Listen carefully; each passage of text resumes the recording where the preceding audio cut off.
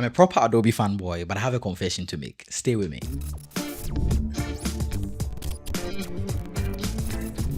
I'm in the middle of an edit and I pause to record this video. How easy is it to actually color grade with Capture One? You'll be surprised. Capture One is one of the softwares I've been sleeping on for the longest time, and after this color grade, I don't know, maybe I might switch because it's very interesting. I created these beautiful photos last week and I tested with Capture One as I've been doing for the past few weeks instead of Lightroom, because for some reason Lightroom has been failing to recognize my Canon RF. I have no idea why, but that's what I've been dealing with. Even though I have color grading knowledge already, I think it's still fair to say that anybody can color grade with Capture One, as long as they know where to look, even if they don't have any knowledge of color grading. Let me show you what I mean. These are the photos I'm talking about, right? And this is the color grading I've just done. That's the before and that's the after. Beautiful. Let me go ahead and turn everything off and then show you what I have done. I want you to understand my excitement. This is what we started with. I didn't do anything on the image layer. Let me collapse everything. I just went to layers and add new field adjustment layer. That's what I did for all these layers, right? So I created a new layer and I called it primary. What I call primary adjustments is basically my exposure. Let me turn it on. Good. The only thing I did here is take my exposure down only by a hair, contrast up a bit, brightness up a little bit, highlights down because I have a lot of lights in this scene, and yeah, we have some hotspots there. So highlights down by -40, whites down by -50, and I lifted my blacks up a little bit, right? And that's all I did here with my primary adjustments. That's my before and that's my after. And then I created another layer called skin, and with the skin I went straight to my color editor. So let me collapse everything else and go straight to color editor and skin tone here. Now this feature, I think, is what is really selling Capture One to me. The fact that skin tone correction has been made so simple and easy and intuitive is just amazing. This right here, this tool right here, right? You just click it and then you select the part of the skin where you think is perfect. So let's say I think this bit is perfect, right? Just select it. And then you have these tools to refine the range if you want to. I don't want to, so I'm just gonna hit undo on that one. After making that selection, if you come here, there's the magic slider, right? It's the uniformity slider. Just move the hue to the right, and what it does is it changes the color of the entire skin to match the spot you selected, right? If I click this spot, that means if I move the slider to the right, it's going to move all the colors in the skin to match that part, right? Which is very interesting, honestly. I'm going to undo it again. Let's say I did that and I didn't want it to affect the background. I could just go to my AI brush and I could just select the skin and make sure that it's only affecting the skin. I'm not going to do that in this instance. I don't need to make sure it's on just the skin because the background was close to the skin as well, and I like what it's doing to this picture. I'm going to copy the settings, the color grade that I've done, and paste it on the other pictures, so there is no need to do that. So that's what I did with my skin. Let's see my basic tab if I did something else. Nope, that's all I did. So that's all I did for my skin layer. And then let's move on to my first color balance layer. What I did with the color balance is I went straight to the color balance here, right? And then I did like a triad, something like a triangle here. So I moved a bit of blues into my shadows. See, it's moved to the side. That's just blues in my shadows.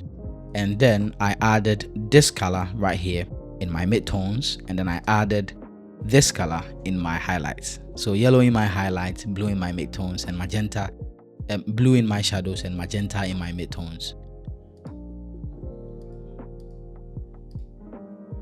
Yes, I went to my oranges and I added just some red. So I shifted the hue slider to the left a little bit, adding some reds to my oranges. That's all I did for this layer. And then I went to the main part, the grade. When I toggle on the grade, this is what it's doing here.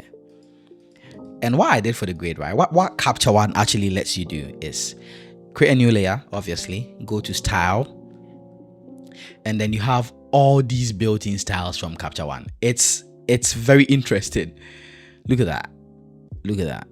you can just go through them and select whichever one you want.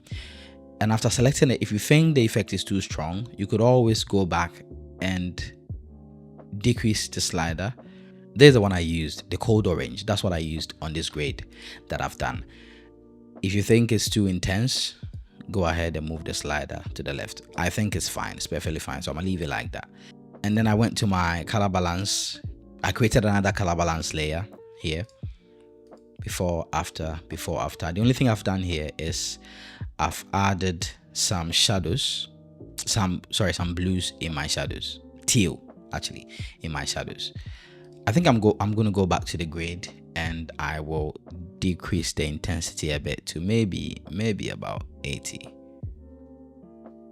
Let's say 85. Yes. So that's my before and that's my after. Before and after. I can copy it and paste it on the others just like I can do in Lightroom. So if I like this grade, which yes, I love, just hit copy and then select another picture. Let's say this one right here, right? And hit paste and boom, just like that. So simple and easy. So this picture right here, this particular one, the only thing I'm going to do is maybe open the brightness a bit. So I'm going to go back to my primaries. I decided to name the layers as I created them, just to make it easier to know where I did what. And maybe go to high dynamic range, open up my shadows a little bit. No, I'm going to keep the shadows at 0 and I'm going to lift my blacks a bit, maybe to about 10. I'm going to increase the brightness a bit to maybe 5. Decrease the contrast because this one is very contrasty. Increase the exposure a bit. Okay. Yes, and I think it's looking good. Before, after, before, after. It's just so nice. Let me go ahead and paste what I copied before on here. Ooh, nice. And let me go back to this one, copy it and paste it on one of these as well. Paste and ooh, that's nice. I think I prefer this one because okay, right. So listen, I just wanted to do this video to tell you that Capture One is amazing. And if you've been sleeping on it like I have been sleeping on it, maybe this is a reminder that don't be sleeping on this software because nah. Let's go and select another picture. Let's select another picture. Let's select some of these ones, right? Let's paste our grade on this one. Look at that. Look at that.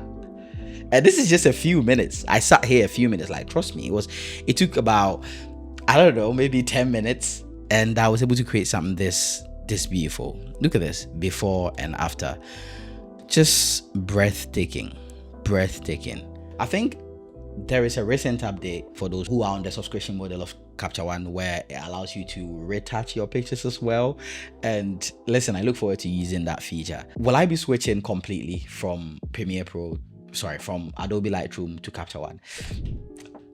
I don't know, but at this point it's very tempting. Honestly, it is very tempting. But yeah, that's how you create a very simple color grade with Capture One. Just go through the styles they have there, select something, adjust the sliders, and you're good. I'm going to take some time, master the software, and start using it more often. The only thing is that I've got presets in Lightroom, and I would have to create new presets here just to match the style that I've got going on in Lightroom. But I think that's doable. If you want to come along my Capture One journey, let me know down below. I don't know, maybe each time I open up the software, I could go on live and let you guys watch or something like that. I've got my studio set up now, so I'm going to be posting more content from now on. Let me know down below. Do you use Capture One or do you use Lightroom? Why do you prefer Capture One? Or why do you prefer Adobe Lightroom? Also, do you think I should switch permanently to Capture One and abandon Lightroom? Or do you think I should use them both hand in hand? Or do you think I should stick with Lightroom? I'd like to know your thoughts down below in the comment section. Remember to keep smiling and stay creative. And I'll see you in the next video very soon. Peace.